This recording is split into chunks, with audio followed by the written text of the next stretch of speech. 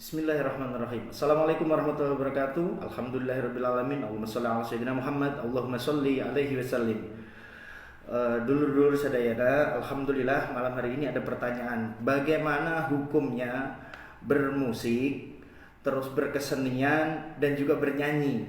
Dijelaskan oleh para alim ulama di dalam pendapat mereka. Salah satunya adalah Imamul Ghazali dalam Ihya Ulumuddin, dan juga Imam Syekh Abdurrahman Al-Jazili dalam Al-Fiqih Al-Mahzab Al-Arba'ah, yang beliau-beliau ini menyatakan tentang hukum asal dari musik, bernyanyi dan juga berkesenian itu adalah boleh, diperbolehkan. Jadi di dalam Islam tidak ada larangan secara pasti qot'i gitu, atau secara jelas, secara soreh yang melarang tentang orang yang berkegiatan dengan bermusik, bernyanyi ataupun berkesenian.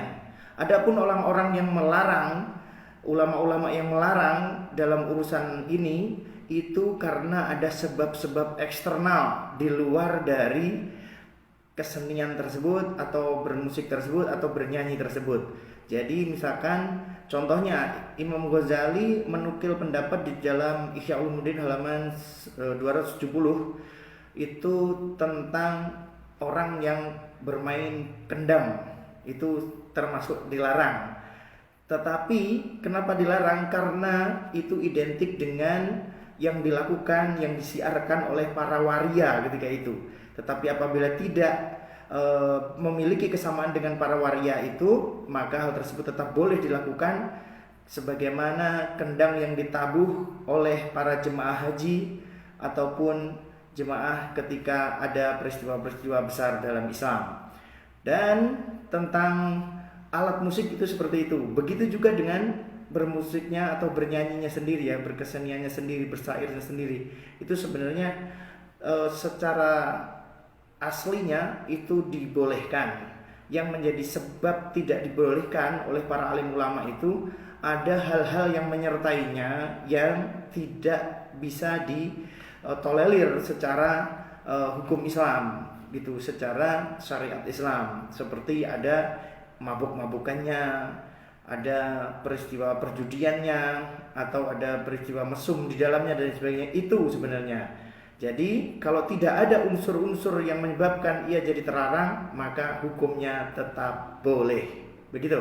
Nah, sedangkan pendapat-pendapatnya, ada pendapat yang sangat indah ditulis oleh Imamul Ghazali dalam Ihya Ulumuddin. Beliau mengatakan, malam yuharrikhu warrabi'u wa azharuhu wal 'udu wa autaruhu fahuwa fasidul mizaji laisa lahu alajun.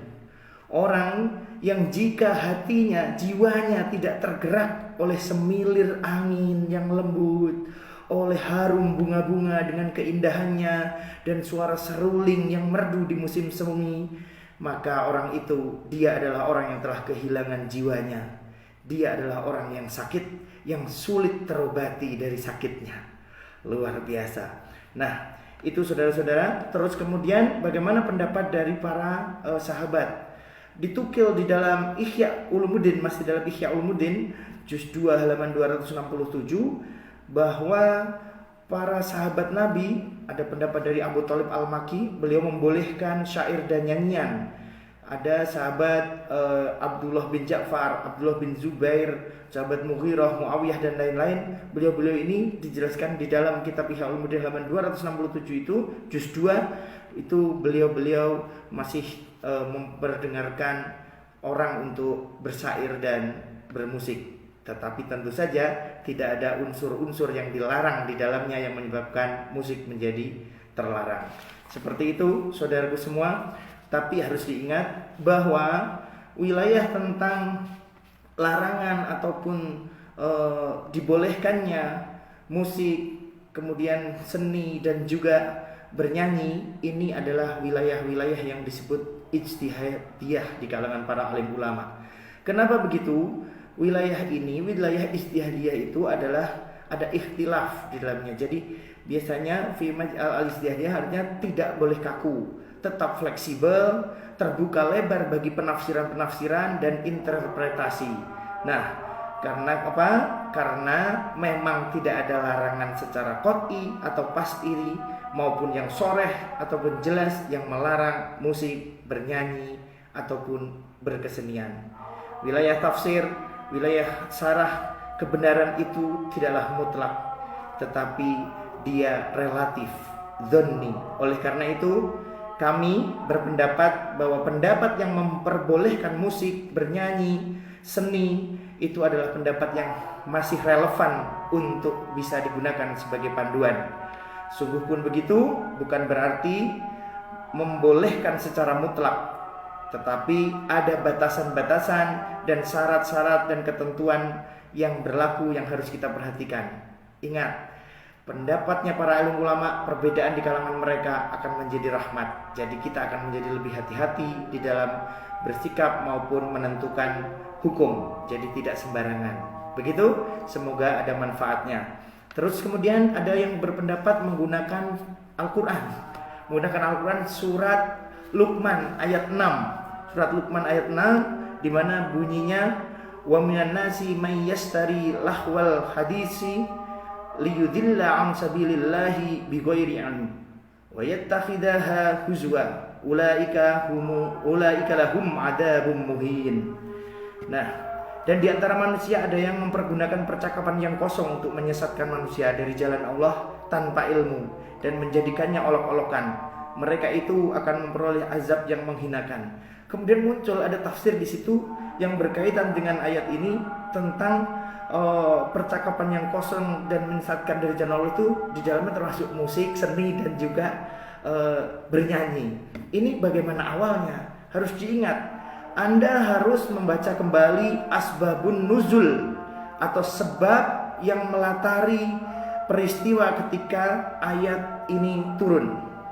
Luqman, surat Luqman ayat 6. Ketika peristiwa ayat ini turun adalah diriwayatkan oleh Juwaybir bin Ibnu Abbas bahwa ayat ini turun berkenaan dengan seorang Quraisy yang bernama Nadhr bin Haris.